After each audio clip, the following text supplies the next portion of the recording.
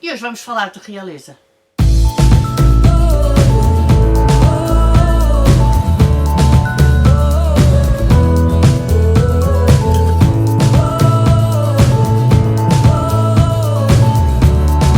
Olá, eu sou Maria João do Livros Gosto e hoje venho-te falar de Onde me leva o coração, da Sarah Ferguson, a Duquesa de York. Primeiro que tudo, eu quero agradecer muito à Penguin e à Top Seller o facto de me terem enviado este livro. Muito obrigado, foi muito gentil da vossa parte.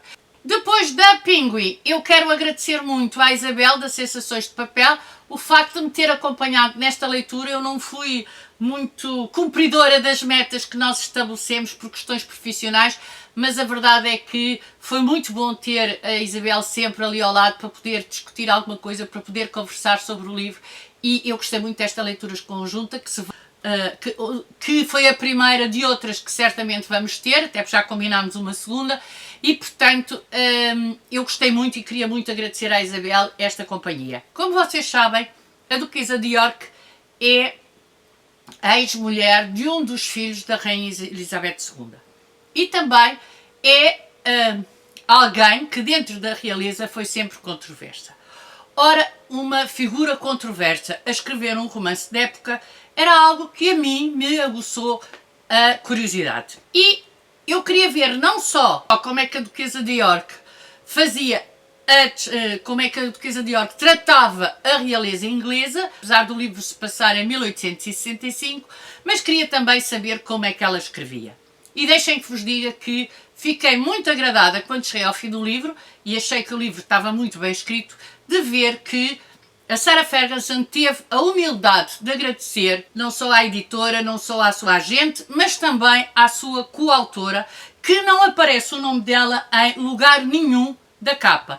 E, portanto, ela poderia pura e simplesmente ter evitado essa nomeação. No entanto, ela fala de uma maneira fantástica, o que fez apenas com que eu ainda ficasse mais agradada com a autora deste livro.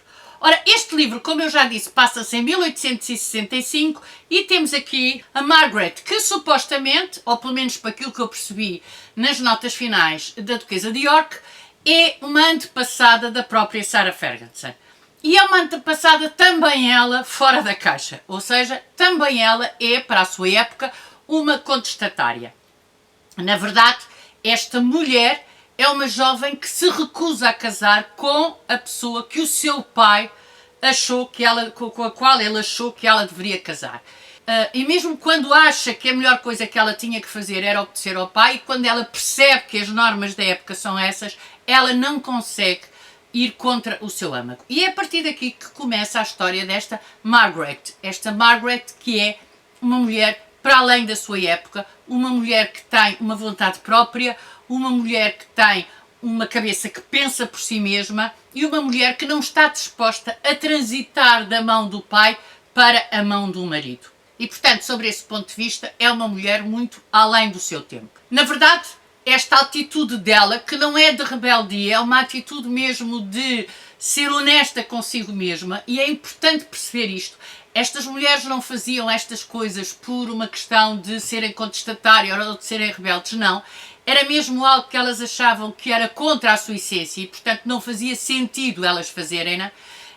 Estava eu a dizer que estas mulheres, esta Margaret, acaba por pagar com as circunstâncias que a sua vida vai ter a seguir esta sua decisão. E, portanto, é esta história de vida desta mulher que nós vamos acompanhar ao longo do tempo. É um romance de época com tudo o que os romances de época têm, obviamente com muito romance metido pelo meio, com drama, com reviravoltas, mas para mim este livro foi mais do que isso. Foi uma história de uma mulher que se afirma enquanto mulher, que se afirma enquanto pessoa, que não é a filha de nem a mulher de, mas é a Margaret que vale por aquilo que ela própria tem e não pelo seu nome ou pela sua posição social. Depois tem a vantagem de ser um romance escrito ou co-escrito por alguém que conhece o meio, por alguém que também ela sofreu por algumas das suas decisões, por alguém que sabe o que é ser de alguma forma,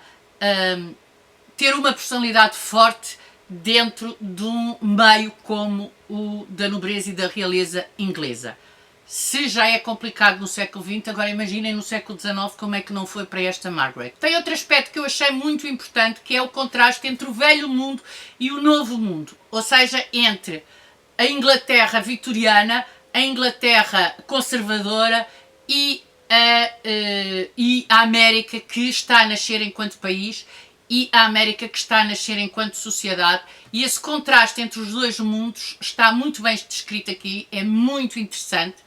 Eu não cheguei à conclusão se foi a Sarah Ferguson ou não que fez a investigação. Parece-me que parte da investigação foi feita por ela, por aquilo que ela descreve, nomeadamente junto dos seus familiares, obviamente familiares mais velhos do que ela, mas na verdade este livro tem uma investigação que se nota também que é uma investigação por dentro e uma investigação que sabe aquilo que se passou naquela época e naquela altura. Outra coisa muito interessante é o facto deste livro explorar a amizade e a amizade entre homens e mulheres, o que naquela época também era algo não muito normal.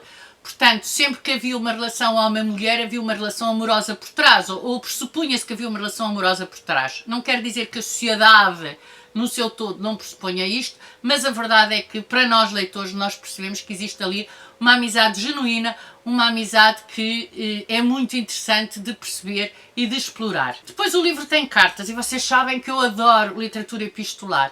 Ainda por cima tem cartas onde as personagens acabam por ser mais sinceras do que nos diálogos, ou seja, é nas cartas que elas vão dizer aquilo que realmente acham, aquilo que realmente pensam, e nós acabamos por perceber o quão condicionante e quão espartilhante, se é que a palavra existe, era a sociedade daquela época, nomeadamente no que diz respeito às mulheres, porque obviamente a Margaret vai ter essencialmente essa troca de cartas com mulheres. Para além disso, há essa oposição entre o tipo de discurso que nós temos, quer no discurso indireto, quer no discurso direto, e depois a literatura epistolar, que estão muito bem, a alteração está muito bem feita, as cartas estão muito bem escritas, parecem reais, e portanto, sobre esse ponto de vista, o livro também está muito bem feito. E acabam por dar maior vivacidade e maior credibilidade ao livro. Eu não sei se a Sarah Ferguson vai escrever mais ou não, mas a verdade é que se ela escrever eu vou querer acompanhar e vou querer saber o que ela escreveu, porque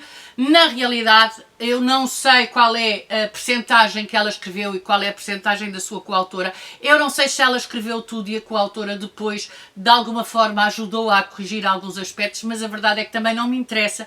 O que me interessa é ler um livro, que neste caso é um romance de época, bem escrito, bem feito, com uma história muito interessante, com uma perspectiva por dentro, o que faz com que também seja um livro onde se aprenda alguma coisa. E isso para mim também é importante. Os romances de época não são ocos, são romances que nos permitem ir descobrir épocas passadas.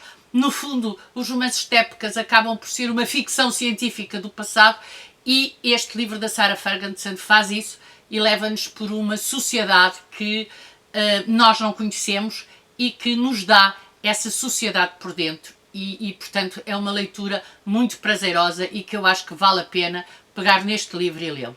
E pronto, aqui fica a minha opinião sobre Onde Me Leva o Coração, da Sarah Ferguson. Digam-me se já leram, se estão a pensar ler, digam de vossa justiça e vemos no próximo vídeo. Tchau, até ao próximo vídeo!